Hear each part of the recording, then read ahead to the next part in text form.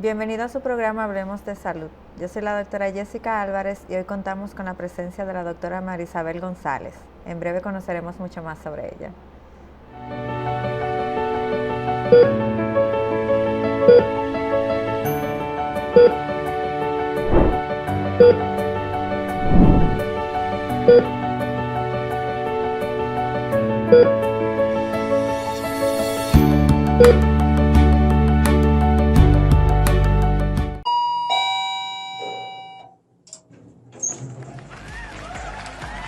Cumplimos 20 años comprometidos con tu salud y brindándoles más de 9,000 prestadores a nivel nacional. 20 años ofreciendo un servicio de salud digno para los más necesitados, como son los del régimen subsidiario. Iniciamos con 35,000 afiliados y luego de incorporar 2 millones, hoy sobrepasamos los 5 millones. Somos la única ARS en el país que cuenta con 2 regímenes, el contributivo y el subsidiado. Actualmente ocupamos el primer lugar en el contributivo. También lanzamos los planes complementarios, especial, avanzado, máximo y premium, para llenar las necesidades de los diferentes grupos de nuestros afiliados. En estos 20 años hemos aperturado 29 centros de atención al usuario y 73 puntos de servicio. También nos certificamos con la ISO 9001 y alcanzamos el Premio Iberoamericano a la calidad con plata y oro. En este 2022 le llevamos SENASA a todo el dominicano radicado en el exterior. Pero no solamente eso, le hemos duplicado la cobertura a cada ciudadano que tenga el SENASA en los medicamentos y en los tratamientos de alto costo. Por eso, estamos felices de celebrar este 20 aniversario de SENASA. SENASA, 20 años comprometidos con tu salud.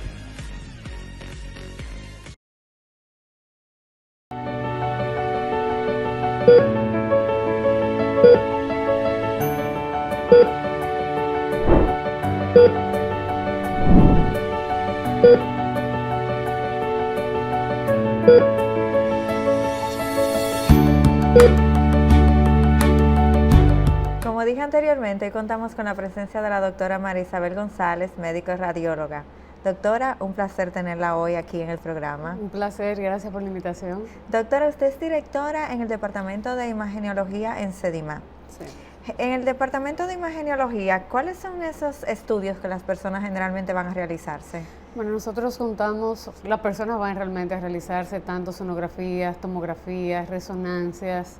Esos son los estudios básicos que la gente conoce, pero tenemos una gran capacidad de realizar estudios de mucho más complejidad. Sí, me imagino que todo depende de las necesidades individuales que tenga cada paciente. Sí, claro. Y esos que son los menos buscados, ¿cuáles son esos tipos de estudios? Lo que pasa es que la gente siempre conoce lo que es tomografía, más de tomografía de cráneo, resonancia de columna, pero realmente podemos realizar estudios de medicina nuclear, pruebas de esfuerzo nucleares cardíacas, podemos realizar resonancias cardíacas, podemos también, tenemos equipos que van a valorar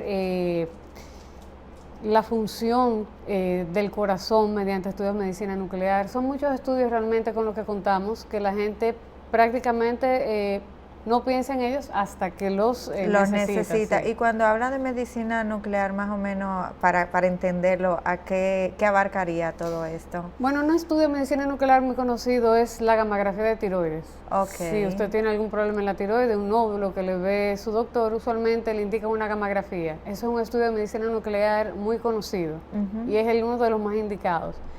En pacientes que son diagnosticados con cáncer se le indican estudios de medicina nuclear para ver si hay lesiones óseas o no. Ese es otro muy conocido. Sí. Pero también en medicina nuclear que valora función renal, función pulmonar, valora sangrado gastrointestinal. O sea, son muchos estudios que se pueden hacer dentro de una misma rama, que no son tan conocidos, pero sí son muy necesarios. Sí, y estos estudios generalmente se realizan igual que los demás, que uno puede irse en cuestión de horas y ya tienen los resultados, o ya es otro protocolo que tienen de entrada. Son estudios ambulatorios, algunos tienen alguna preparación previa, pero usted se los realiza y se puede ir a su casa. Todo dependiendo, claro, del tiempo de duración del estudio y de la condición del paciente. ¿Y las citas cómo serían para estos estudios? Esos estudios se realizan llamando a lo que es el call center, que es la extensión 5000 allá, y ahí se pueden agendar todo tipo de citas, no solamente para imágenes, sino para cualquier área que le interese al paciente visitar en el centro. Ok, o sea que sería como, esa es la extensión para llamar tanto citas médicas como en imágenes. Sí, claro. Ok, es como el triaje que tienen ahí. Sí, de ahí es donde se deriva, donde va el paciente, qué necesita, se le da la orientación y básicamente la puerta de entrada. Sí. ¿Cuáles son consideradas las imágenes diagnósticas más básicas que generalmente ustedes tienen en el centro? Bueno, diríamos que la puerta de entrada y la imagen básica es la sonografía. La sonografía. La sonografía es uno de los estudios más solicitados, más demandados, es rápido, es un estudio no invasivo y es algo que todo el mundo conoce que se hace y sabe las diferentes indicaciones que puede tener. Sí, hay una cosa que siempre es una curiosidad personal que tengo. Generalmente cuando uno le hacen esos estudios, a veces los pacientes llegan a la consulta con radiografías e imágenes que son muy viejas y tiene uno que mandársela a hacer. ¿Cuánto tiempo de validez tiene en cuestión de del área de medicina estas radiografías que el médico todavía lo puede utilizar? Todo depende.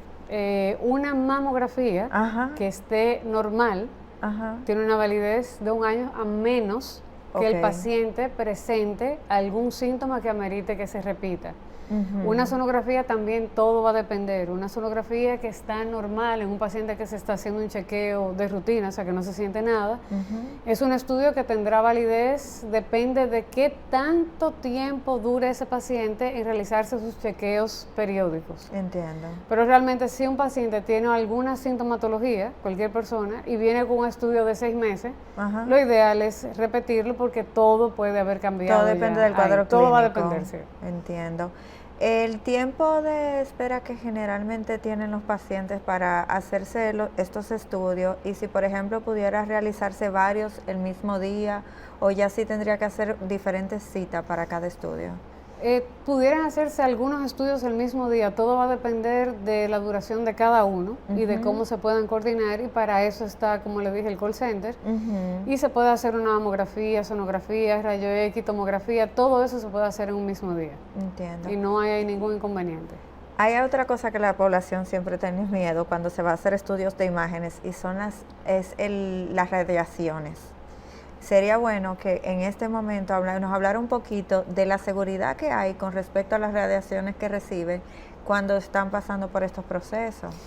Bueno, siempre, y es cierto, la persona tiene miedo a recibir radiación. Sí. Nosotros en Sedima contamos con un físico médico. Y aparte de todo, se optimizan los estudios para que el paciente reciba la menor dosis de radiación posible. Eso es lo que es el estándar internacional. O sea, mientras menos dosis de radiación se pueda aplicar a un paciente para realizar un estudio, eso es lo ideal. Sí.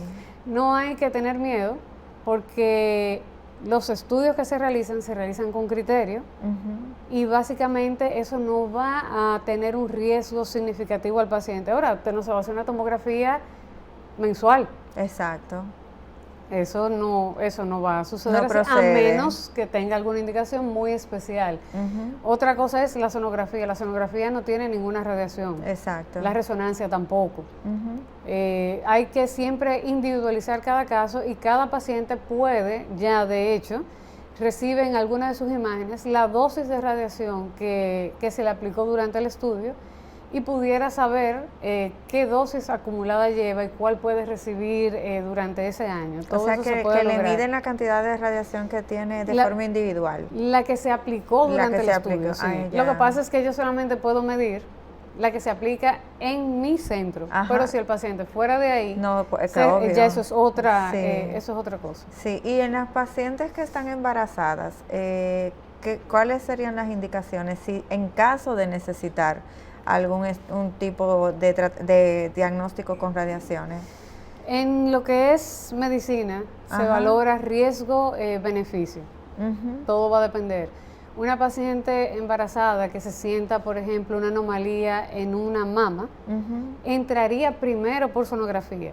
Ahora, si durante la sonografía vemos que esa paciente necesita una mamografía, entonces sí pudiera pasar a mamografía. Mamografía sí emite radiación. ¿Qué pasa? Que nosotros, en ese caso, se utilizan protectores abdominales plomados que van a disminuir la dosis que recibe el bebé. Sí. Y además la dosis que emite el equipo realmente no está supuesta a causar ningún daño a ese bebé siempre y cuando se tomen las medidas necesarias. Sí.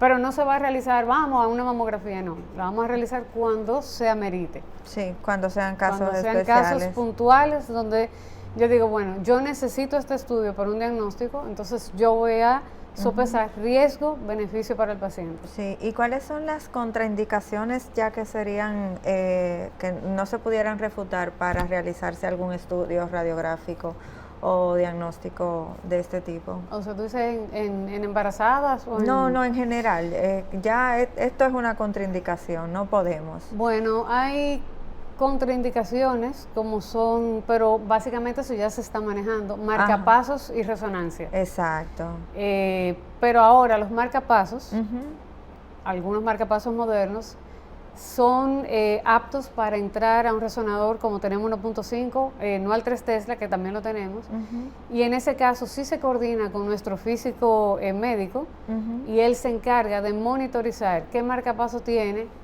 y que ese marcapaso no tenga ningún tipo de daño durante el estudio de la resonancia. Eso es lo importante de cómo, yo te puedo decir, de tener esa persona trabajando con nosotros. Sí. Antes los implantes cocleares no podían entrar a resonancia, ahora bajo estricta supervisión algunos sí pueden entrar, pero eso sí necesita, claro, una información ya mucho más y un examen más exhaustivo para nosotros darle el ok, pero cada caso es diferente. Se va a individualizar. Me imagino que es un trabajo multidisciplinario. Si reciben un paciente de marcapaso, seguro es un paciente que ya lo colocó un doctor en la clínica. ¿No le ha sucedido que han tenido que recibir casos de pacientes fuera que ya tienen el marcapaso? ¿El protocolo sigue siendo el mismo o cómo es ese proceso de investigación para poder realizar el estudio? El paciente que tiene marcapaso, siempre que se hace la cita, desde ahí es el primer filtro, se le pregunta si tiene marcapaso. Si es una resonancia, que es el estudio donde pudiera tener hay mayor riesgo en inconveniente. entrar. Exacto. Cuando el paciente dice que sí, se le pide al paciente que se acerque al centro con su información del marcapaso. Entonces ahí se valora si ese marcapaso es apto o no para resonancia. Si no puede entrar al 1.5, que es, entonces ya es una contraindicación y no se puede realizar. Entonces si puede entrar, entonces monitorizado, sí se puede realizar la resonancia. Pero para eso, aunque el paciente no sea de allá, siempre el paciente va a tener la información de qué marcapaso tiene colocado. Sí. Y de un paciente que tenga un médico en otro lado, ¿puede ir como quiera ir allá al departamento de imagenología a realizarse cualquier estudio? Sí, claro. Nosotros, está abierto a todo. Nosotros recibimos, básicamente somos un centro de referencia. Entiendo. Donde recibimos pacientes de todos lados, de todo el país. ¿Cuáles estudios ustedes como centro tienen que no hay en otro lado en el país? Me imagino que eso sí debe existir. Eso. Bueno, yo no te podría decir si acierta, eso no tiene en ningún otro lado, pero está difícil. Sí, sé que en lo que es radiología vascular, el doctor Osorio tiene un equipo para quitar las placas endoscópicamente, que es mínimamente invasivo, eso es muy novedoso. No te puedo decir que nadie lo tiene, pero es algo realmente nuevo. Yo creo que la medicina en este país está muy, muy avanzada. Muchas cosas que nosotros tenemos, quizás sí la van a tener otros centros. Ahora, Quizás la diferencia sea los protocolos establecidos por nosotros.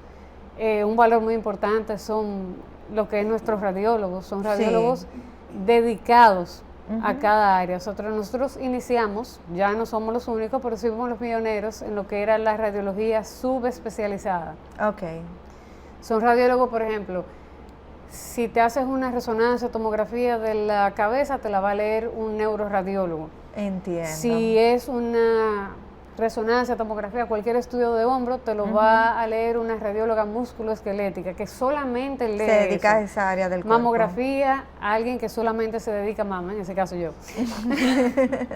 Y así, esa es una de nuestras ventajas, de que esa persona solamente ve eso, que además va a estar siempre mucho más actualizado en lo que son sus protocolos porque se dedica a esa área de la imagen. Entiendo. Eso es una gran ventaja que tenemos. Sí.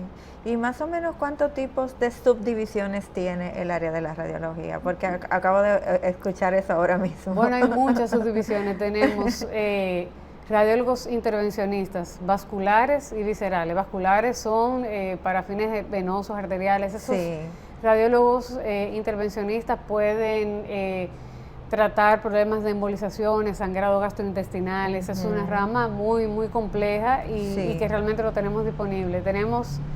Hay neuroradiología que se dedican a lo que es el sistema nervioso central.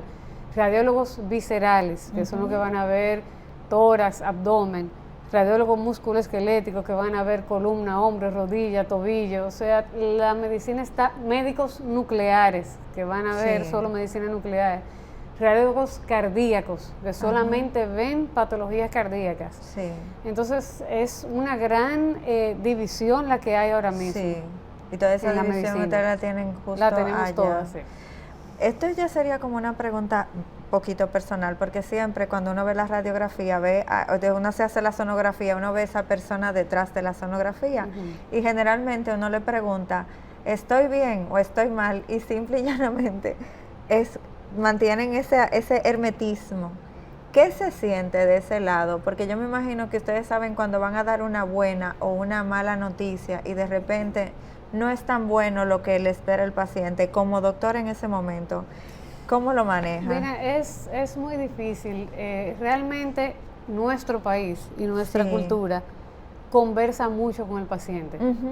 A diferencia quizás de fuera de nuestro país, donde el paciente ni siquiera se atreve a preguntar. Pero aquí el paciente siempre pregunta y uno trata de darle siempre cierta orientación. O sea, tú no te vas a ir de allá sin tener una idea de por dónde vas. De por dónde vas, para que no sea algo así como tan traumático. Sin embargo, la responsabilidad final de la información es del médico, es de su médico de base. Pero como usted como doctora, ¿cómo maneja eso? Porque me imagino que tiene que producirle emociones. No, claro. Tiene que, en el mismo momento. En el caso mío particular, que trabajo con mamas, y hago biopsias de mama, siempre el paciente pregunta qué tengo. Hay muchas veces que ya yo sé que lo que va a venir ahí es una lesión, vamos a decir un cáncer. Sin embargo, eso yo no se lo puedo decir al paciente por dos razones. Primero, porque hay que esperar la patología y segundo, porque al paciente hay que irlo preparando también. Uno se siente muy tocado viendo jóvenes de 29, 30 años que tú sabes que la vida le va a cambiar a partir de ese diagnóstico que se va a hacer. Ese día. O sea, uno le ve el cambio de vida a la persona y eso afecta.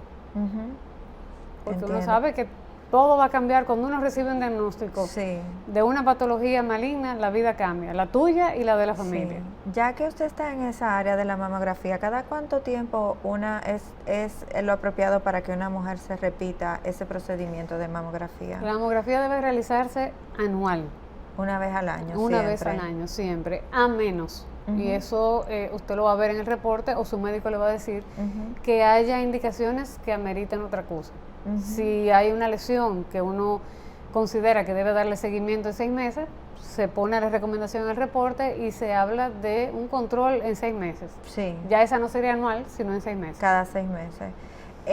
Yo me imagino que las imágenes en un inicio y la parte del diagnóstico por imágenes en un inicio se manejaba de una forma y gracias a la modernización todo ha cambiado. ahora mismo, ¿en qué peldaño estamos en cuanto al diagnóstico por imágenes? La medicina y las imágenes cambian todos los días. Okay. Estamos, bueno, nosotros en nuestro país y algunos centros, en lo que nos incluye CEDIMAN, sí. Muy avanzados. Nosotros tenemos lo que es equipamiento que quizás algunos países latinoamericanos, centroamericanos no tienen, como es un resonador 3 Tesla. Hacemos lo que es investigación científica unidos a centros de fuera y eso se publica en revistas internacionales. La medicina y la radiología está muy avanzada. Sí. ¿Y estas investigaciones cómo se realizan? Esas investigaciones se realizan en conjunto con instituciones. Sí. Esas instituciones quieren realizar un trabajo de investigación y se ponen en contacto con el centro y de ahí se elabora un protocolo con lo que ellos necesitan, se realiza esa investigación que se hace en conjunto con imágenes, resultados. Médicos. Exacto, y esas investigaciones sí han sido publicadas en revistas internacionales. O sea que ustedes sirven como un banco de información para las personas, para los médicos que se dedican a la investigación. Sí, claro. Y además, lo que es nuestras residencias médicas, allá hay residencias de las diferentes especialidades, la de radiología, realiza siempre un trabajo de investigación antes de su graduación, que muchas veces aporta mucho a lo que es la medicina de nuestro país. Sí. Ahí en el COVID se hizo un trabajo de investigación en lo que fue el valor predictivo de lo que eran los hallazgos en radiografía para ver de qué manera iba a evolucionar ese paciente con coronavirus. Sí, justo le iba a preguntar eso, ¿cómo se manejó y cómo se sigue manejando durante y no podemos decir post pandemia, pero pareciera, cómo se está manejando el centro y cuáles son sus protocolos? El centro fue un lugar de referencia para COVID. Nosotros ingresábamos y habían intensivos para COVID. El protocolo siempre va a ser el mismo. Nosotros mantenemos en el centro el uso de la mascarilla todavía, tanto del personal como del paciente que ingresa. Si no la tiene al llegar, se la proporcionamos. Pero ese protocolo nos mantenemos porque hay que cuidar la salud. Todavía el coronavirus no se ha ido, aunque lo hayamos querido ir, pero todavía persiste y esos protocolos los mantenemos. ¿Y cuáles fueron los hallazgos más significativos a nivel de imágenes que se encontraron durante el COVID? ¿O variaba por cepa? Bueno, al inicio los hallazgos a nivel de los pulmones eran muy, muy marcados. Eran esas tomografías que uno veía que entrando por la puerta tú decías, eso es COVID. Eso sí ha ido evolucionando y ha ido mejorando esos hallazgos en el paciente. Por eso tú ves que ahora la severidad es menor. Porque eso va a depender, pero también esa severidad va a depender de cada persona. O sea, la gente no puede descuidarse todavía con eso. He visto también que le han recomendado a muchos pacientes post-COVID que se hagan imágenes luego del mes de haberlo tenido. ¿Esto es realmente importante o es algo solamente que debería considerar? Todo va a depender de cómo fue su cuadro. Hay pacientes que no necesitan una tomografía nunca, ahora mismo, no necesitan nada, simplemente tú lo manejas, lo ves y lo tratas según su cuadro, pero hay pacientes que sufrieron mucho daño al haber padecido el virus y ese es el paciente que necesitaría monitorizarse más seguido, a ver cómo van esos cambios evolucionando en esa casa. Yo imagino que esta pregunta se la tienen que hacer mucho.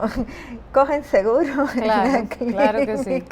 ¿Y si tienen todos los seguros?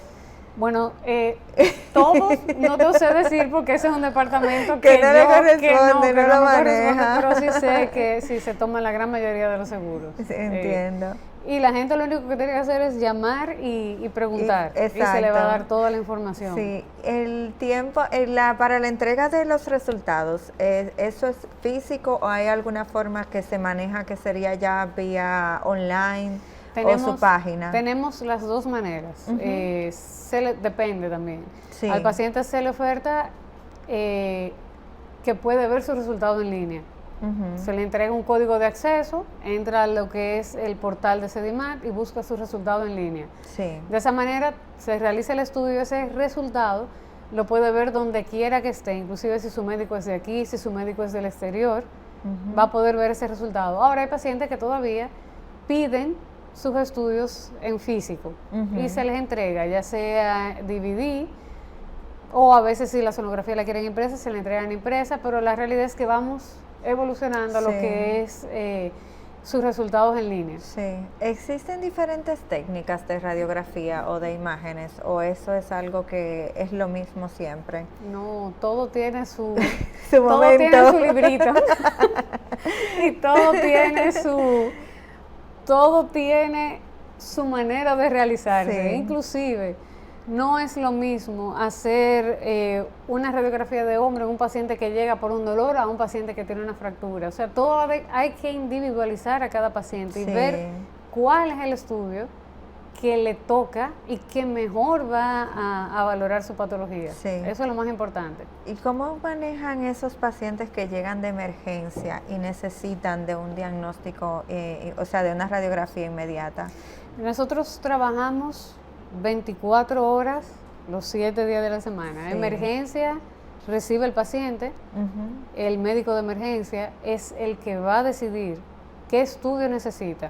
Simplemente lo indica, se realiza y recibe la información por parte de nosotros, el departamento de radiología. ¿Y cuando en ese momento el paciente lo trasladan a la parte de imágenes o ustedes pueden tener el chance de poder ir a realizarle las imágenes donde se encuentren? Lo que es radiografía y sonografía van al paciente. Sí. Lo que es tomografía y resonancia, el paciente sí debe ser trasladado. Sí, debe ser trasladado. ¿Y cómo se maneja, cómo es el protocolo en menores de edad para las imágenes radiográficas? En menores de edad nosotros utilizamos, y en todos los pacientes, protocolos de bajas dosis de radiación. Sí.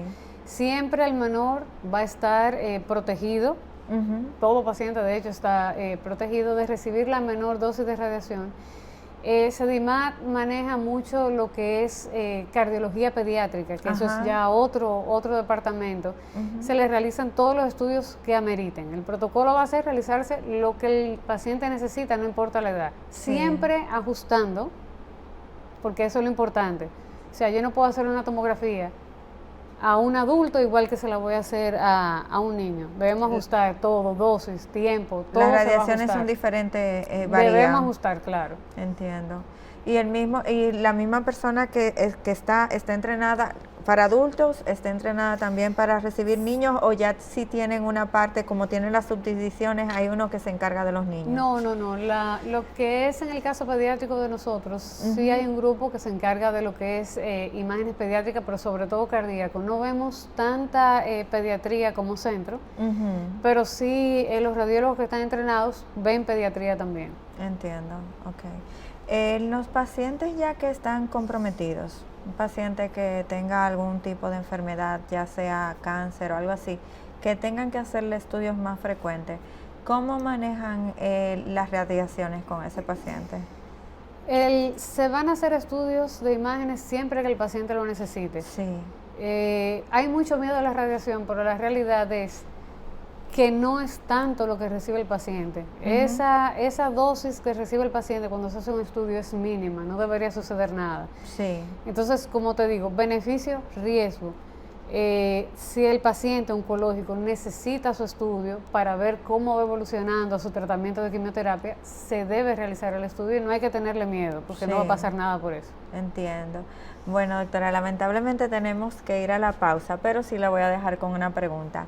¿De dónde es que viene ese mito y ese miedo a las radiaciones? Porque eso tiene que haber salido de alguien. ¿Y quién mejor que usted para respondernos eso? Regresamos en breve con su programa Hablemos de Salud.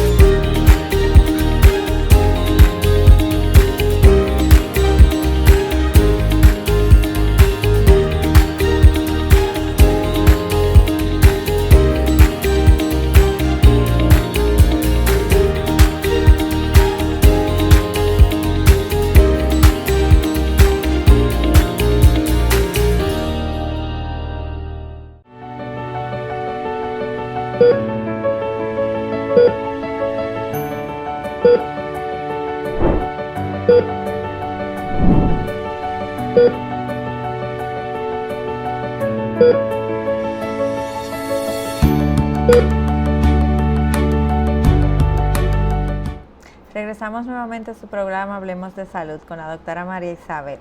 Doctora, nos quedamos en la pregunta de este miedo a las radiaciones que tiene la población siempre. El miedo a las radiaciones es miedo y es conciencia. Ajá. Antes nadie hablaba de radiación, pero ¿qué pasa? Accidentes que implicaron radiación, como fueron plantas nucleares, dieron a conocer lo que es el peligro y lo que puede pasar cuando hay una sobreexposición a la radiación. Claro. Y la sobreexposición a la radiación puede conllevar a cáncer, muerte, o sea que eso concientizó a la persona. Y cuando tú le dices, eso emite radiación, se van inmediatamente.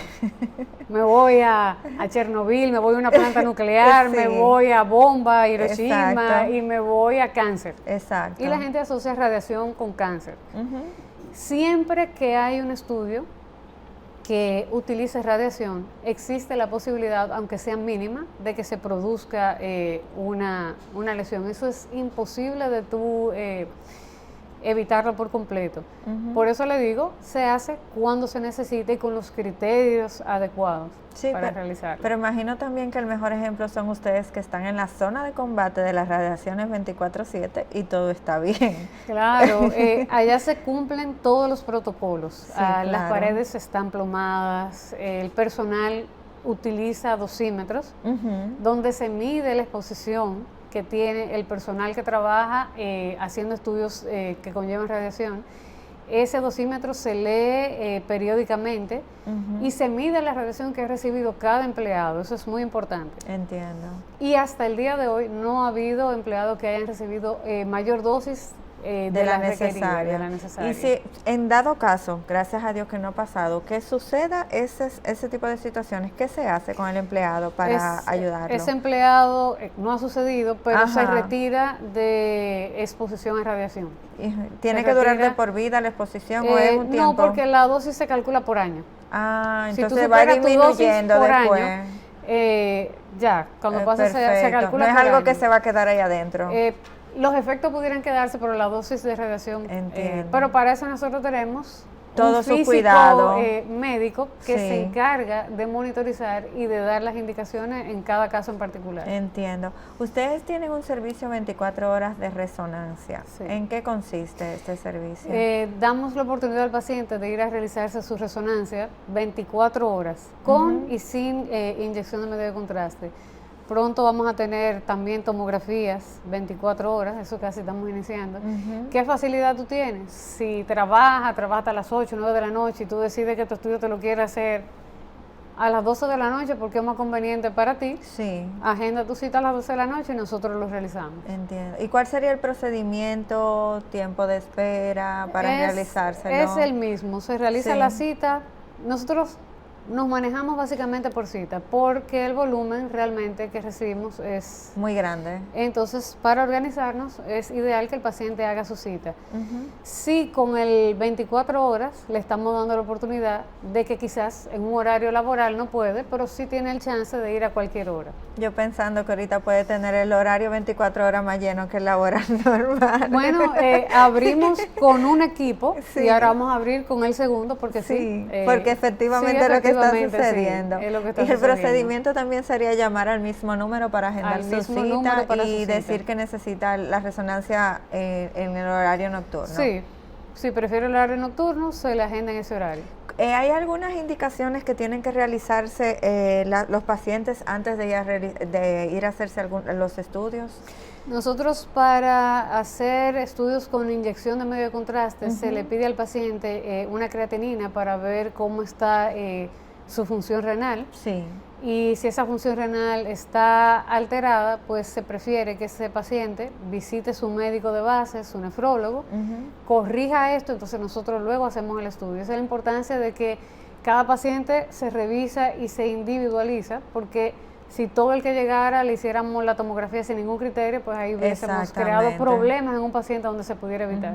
Cuando habla de medio de contraste, me imagino que muchos se están preguntando ahora mismo, ¿qué es el medio de contraste? ¿A qué se refiere? El medio de contraste es una solución que se inyecta, tanto para hacer tomografías como resonancia, que la finalidad es resaltar, para decirlo en palabras llanas, lesiones. Entiendo.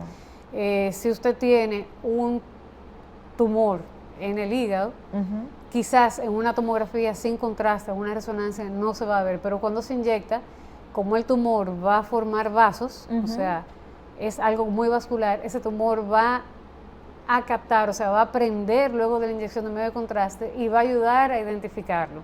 Esa es la base de la inyección. Entiendo. ¿Y cuál es cuándo se dan cuenta de que el paciente necesita una resonancia sin medio de contraste o la necesita con medio de contraste, o ya eso es el doctor que hace esa salvedad? Muchos casos, el doctor le indica de entrada resonancia con medio de contraste. Muchos casos sí, el doctor dice sin medio de contraste, y nosotros sí tenemos que comunicarnos con el médico y decirle, bueno, en este caso sin contraste no va a funcionar, porque hay casos donde la resonancia necesita, o la tomografía, el contraste para diagnosticar lo que el médico quiere ver. Entiendo. Y quizás nosotros sí ahí le brindamos la orientación al médico de base y le pedimos que autorice la inyección de contraste. No hacemos nada que un médico referidor externo no haya autorizado. Sí. Eso es lo importante, ahí está la confianza.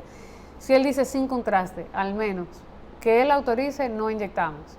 Pero si el estudio tampoco va a dar la información, a veces se prefiere no hacerlo. Sí, se prefiere, o sea, ustedes tienen la oportunidad de no hacerlo. Entiendo. Me imagino que se maneja mucho el trabajo entonces multidisciplinario. Sí, claro. ¿Le ha sucedido que en algún momento ha encontrado algún diagnóstico que quizás en ese momento, al doctor no tener los recursos, ha tenido que informar para que se tomen cartas en el asunto? O sea, me refiero, poniendo un ejemplo, aquí no soy doctora en el área, estoy inventando. Estamos revisando, haciendo un control de mama y de repente simple y llanamente fue un chequeo normal, pero usted encontró en ese momento que tenía un cáncer avanzado que se regeneró en ese momento y necesita otro estudio más profundo, una biopsia, lo que sea. En ese momento se comunican inmediatamente con el doctor para que tome cartas en el asunto. En muchas ocasiones, como es un centro multidisciplinario, se comunica con el médico de allá, y hay casos donde se pueden comunicar inclusive con los médicos referidores externos. Sí. Hay muy buena comunicación de cada radiólogo con sus médicos referidores. Sí. ¿Por qué? Porque, como te digo, si tenemos un neuroradiólogo, él está muy en contacto con lo que son sus neurólogos, neurocirujanos. Entiendo. Tiene ya básicamente esa confianza de que lo llaman, miren, este paciente que tú me enviaste, estoy viendo tal cosa. Exactamente. Entonces, allá sí existe esa comunicación y la tenemos muy cercana con los médicos, tanto de allá, claro, porque son del centro, como con los médicos de fuera. ¿Cuáles son los impases que se pudieran encontrar en algún momento como centro de diagnóstico? Porque tienen que tener su día difícil. Bueno, el impasse puede ser el que no se multipliquen dos y rinda mal tiempo. El impasse puede ser el que te dije, indicaciones no adecuadas. Sí. Y la manera en la que uno le explica al paciente que a veces es mejor no realizar ese estudio porque no va a dar la información. Sí. Al igual que hay que explicar también al médico referidor, porque lo ideal es que nosotros no hagamos algo que no vaya en beneficio del paciente. Sí. Eso es lo ideal. Siempre puede haber un impasse, siempre puede haber cualquier inconformidad, siempre puede haber una reacción alérgica que estamos en la capacidad de manejar. Todo puede pasar, lo importante es manejarlo. ¿Reacciones alérgicas al contraste sí. O reacción alérgica a algún, puede ser también no a las radiaciones, pero sí algún material que se utilizara en el momento? Usualmente al medio de contraste. Hay personas que sí son alérgicas al látex, pero exacto. Por ejemplo no se usan guantes con látex en ese tipo de pacientes. Sí. Hay pacientes que son, todo va a depender, alérgico a aspirina, no se utiliza nada que vaya a, exactamente. Pero las reacciones alérgicas donde más se ven es en el área de imagen y con el contraste. Sí, y cuando tienen que poner contraste en los pacientes, tienen que medicarlos antes de, porque yo estoy pensando a sinceridad, en un tipo diálisis que te van entrando el liquidito. No No para duele. nada, no, para nada. Realmente es una sensación que va a tener el paciente, que todo va a depender del tipo de estudio. Hay estudios Sí. que ameritan una velocidad de inyección diferente. Eso quiere decir que imagínate que yo tenga una jeringa en la mano, por eso no se usa. Hay Exacto. inyectores automáticos, donde tú Ok. dices, bueno, para yo ver que este tumor es tal, yo necesito verlo en una fase temprana. Por ende, la velocidad de esa inyección va a ser mayor o menor, depende de lo que se amerite por cada estudio. Y ahí quizá el paciente sí sienta el paso del medio de contraste, pero no es algo desagradable La ni sensación que intolerable. sería, más o menos, cuando le están colocando algún tipo de medicamento. Sí, hay personas que refieren que sienten calor. Un Sertal. Exacto. Sí. El Sertal a veces peor que el contraste, porque ese sí yo me lo he puesto. Y pica. Sí, Por sí. eso fue que lo relacioné Sí, es una justo con el sensación más Sertal. de calor. Hay pacientes que le da un poco de náusea, hay pacientes que no sienten absolutamente nada. Sí. Todo va a depender de cada paciente. ¿Y en cuánto tiempo se elimina ese medio de contraste del cuerpo? Todo va a depender también de la capacidad de excreción de cada paciente, pero 24 horas nosotros le decimos al paciente vaya a su casa, beba líquido, ya excreta por orina y ya no hay nada Sí. por ahí. O sea que en 24 horas Pero ya el medio de estaría contraste retirado. no es dañino como tal, o sea que no pasa nada, eso se va a eliminar. Exacto. Ya lo que ocurren son reacciones alérgicas porque el Sí, paciente, como te puede con pasar, cualquier tú te tomas una persona, aspirina y te ya llena tienen de- alergia exactamente. a eso. ¿Hacia dónde se dirigen como centro? Porque me imagino que tienen que tener sus expectativas de hacia dónde quieren llegar. ¿Cuál sería el próximo peldaño que quisieran lograr luego de la resonancia 24 horas? No, ya se la tenemos. Lo que quiere lograr el centro y mantener es la excelencia y vamos a decir proyección nacional e internacional, y en eso estamos. De hecho, nuestros estudios en la mayoría de los centros extranjeros se reciben y son válidos. Sí. No te dicen un estudio hecho allá que hay que repetirlo fuera del país. Simplemente se envían las imágenes o el médico accede vía el portal en línea y lo puede ver. Pero básicamente nuestro gol siempre es la excelencia y Sí. seguir creciendo. En cuanto a las residencias que tienen de las subdivisiones de la radiología, ¿eso es el mismo centro que lo maneja o ya eso tendría que ver con los concursos en los que tienen que participar los médicos? Nosotros, de hecho, el departamento de radiología está formado por médicos residentes egresados de CEDIMA, en su gran mayoría. Ok.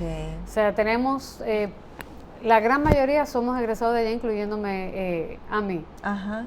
Y nosotros formamos lo que son residentes de imágenes. Esos residentes tienen la oportunidad también de ir a hacer rotaciones fuera y cuando regresan o trabajan en otros lugares o a veces, como es el caso de ahora, nos quedamos con ellos. Entiendo. Y para para dedicarse a esas subdivisiones, ¿cuál sería el protocolo de un médico que estuviera interesado en hacerlo? El protocolo es hacer una subespecialidad o dedicarse durante un tiempo a ese estudio que te acredite para solamente, para poderlo realizar. Sí. En el caso de nosotros hubo entrenamiento fuera. Entiendo. Porque todavía en nuestro país no existen las subespecialidades en imagen. Sí, por eso es que lo pregunto, porque ahora Pero- mismo podría haber un doctor interesado en hacer una subespecialidad y diría, ¿cómo lo hizo? ¿Cómo lo hago? ¿A dónde voy? Usualmente necesitamos ahí sí la ayuda extranjera porque todavía no lo tenemos. Quizás vayamos como hospital escuela a hacer esas subespecialidades porque realmente tenemos el recurso y el volumen de pacientes para poderla realizar. Para poderla sustentar, sí. Y es muy importante, y cada vez se ve más, la subespecialización de un radiólogo o la dedicación del radiólogo a algo. Porque no necesariamente tú tienes que ir fuera, pero tú te entrenas en un área y te dedicas a esa área en particular. Sí. Y obviamente tu calidad diagnóstica va a ser superior. Claro. Porque solamente te dedicas a eso. Exactamente. Es que ya esa medicina de abarcarlo todo, ya... Yo creo que ya en nada se nadie está abarcando en todo, ningún sí. área realmente, mientras más cerrado es mucho mejor. Y en la radiología, que es tan amplia, sí, la subespecialización o la dedicación a un área es sumamente importante. ¿Hay en un área donde sienta que falta personal o que falta que se interese en algún médico por subespecializarse en esa? Realmente no. Los médicos cada día están innovando, sí, van buscando qué no hay para hacerlo. Esa es la realidad. Se prefiere, si tú te vas a entrenar, siempre ir a hacer algo que no esté tan, vamos a decir, no haya tantas personas que lo hagan, porque eso te va a dar a ti quizás un plus y una diferencia. Sí, o sea que sí tenemos mucho interés en formar áreas. Vamos a decir, radiología cardíaca es un área que no es tan común. Eso le iba a preguntar. Tenemos radiólogos y cardiólogos dedicados a imágenes cardíacas, las dos cosas, y trabajan en conjunto también. ¿Y cuál ha sido el área que más extraña le ha parecido que se ha dedicado a alguien que de repente le diga, mira, la uña me interesa? Bueno, realmente no te pudiera decir así, porque es que eso va a depender de la pasión de cada persona. Hay algo que yo te digo, para mí eso yo no lo haría, musculoesquelético. Eso es, sin embargo, tenemos una radióloga musculoesquelética que es excelente, que se entrenó fuera y que esa es su pasión, que es la doctora Álvarez. Tenemos radiólogos que se dedican a obstetricia solamente. Y eso es un extra. Cada persona encuentra su pasión, porque yo me dedico a mama y muchos te van a decir, a mama, eso no lo hago yo ni que me maten. Exacto. Pero cada persona encuentra lo que le gusta, lo que le apasiona, y a eso se dedica. ¿Y usted por qué se decidió a irse por el lado de radiología en la mama? Bueno, ¿qué te puedo decir? Mi coordinadora de residencia en ese momento era y es la doctora Pichardo, una radióloga dedicada a mama. Sí. Y fue y siempre ha sido tan apasionada que eso me hizo como adquirir esa pasión por lo que es las imágenes de la mama. Y realmente yo te diría que en el caso del cáncer de mama es una de las patologías que detectado a tiempo tiene una alta tasa de curación. O sea que hay que poner mucho empeño en, como dice el dominicano, que no se nos vaya una, porque el paciente tiene el chance de curarse. De curarse. ¿Qué tan, invasivo o no, qué tan rápido puede proliferar un cáncer de mama entre el año que uno tiene que esperar para realizarse la mamografía? Depende del tipo de cáncer. Hay cáncer donde tú tienes una mamografía en un año que está totalmente normal. Que está normal, no fue que no se vio, porque a veces no, que no es que no existía, no existía. O sea, no se veía. Sin embargo, al año próximo ese cáncer tiene 1.5 centímetros. El paciente me dice, ay Dios mío, pero yo me hago mi mamografía anual. Digo, precisamente por eso se hace la mamografía anual. Porque hoy puede haber una mamografía normal y pasado mañana comenzar a formarse ese cáncer. Eso es igual en todos los órganos. Eso le iba a preguntar, que si eso es igual en todas las áreas, porque me imagino que tiene que suceder en las otras áreas. Hoy yo no tengo nada y mañana empieza un cambio y ahí comienza la patología. Mientras más rápido yo la detecte, pues más fácil y mayor probabilidad tendré de curarme. Sí, uno siempre se concentra en patología en el cáncer, pero ¿cuáles otras patologías podemos ver a través de todos esos diagnósticos? Muchísimas. Podemos ver lo que es hígado graso y ver qué tan graso está el hígado, que va a representar quizás un riesgo a ese paciente para tener un síndrome metabólico. Eso lo hacemos mucho en conjunto con lo que es los médicos referidores, el chequeo ejecutivo, que se dedica a lo que es el preventivo de salud, que incluye imágenes. Entonces son patologías benignas que podemos detectar. Podemos detectar litiasis de vesícula biliar, que si no la vemos te va a llevar a una cirugía de emergencia en vez de una planificada. Todas esas son lesiones benignas que sí se diagnostican. No es lo mismo yo ir a una cirugía de una piedra en la vesícula no complicada, Sí. a ir a una cirugía por una piedra en la vesícula ya con una inflamación y cambios que ameriten quizá una cirugía más amplia. Entiendo. Doctora, ¿cómo es el flujo de pacientes para ustedes? Pues yo imagino que están casi en la necesidad de tener que ampliar. Siempre tenemos, y gracias a Dios, la necesidad de dar más, porque Sí. nuestro flujo es bien abundante. Al ser un centro de referimiento, donde recibimos de todo el país, de todos los centros, inclusive de fuera del país recibimos, tenemos una gran afluencia de pacientes y tratamos de manejarlo y de acomodarlo dentro de lo que es las posibilidades, y por eso cada vez los horarios se van ampliando más. Entiendo, sí, ya 24 horas, qué más horario Sí. que ese. Si alguien desea contactarlo, ¿dónde pudiera, si tiene, aparte de allá directo en Sedimar, alguna página donde puedan contactarla? Básicamente yo estoy, y la gran mayoría de nosotros, exclusivamente en Sedimar, o sea que ahí pudieran... 24/7. 24/7, no 24, pero sí 7, pero ahí pudieran sí contactarme. Sí. Y sí tenemos la voluntad de informar. Sí. El paciente se puede acercar, preguntar, orientarse y ver, inclusive le decimos al paciente, conversamos con tu médico. Lo que queremos dar es el servicio de calidad Sí. y de beneficio al paciente, que es lo más importante para nosotros en este caso. Bueno, doctora, ha sido un placer, se fue bien rapidito el tiempo, Gracias. haberla tenido en nuestro programa, de verdad que muchas gracias por haber venido. Y esto ha sido todo por hoy en su programa Hablemos de Salud. Se despide Jessica Álvarez.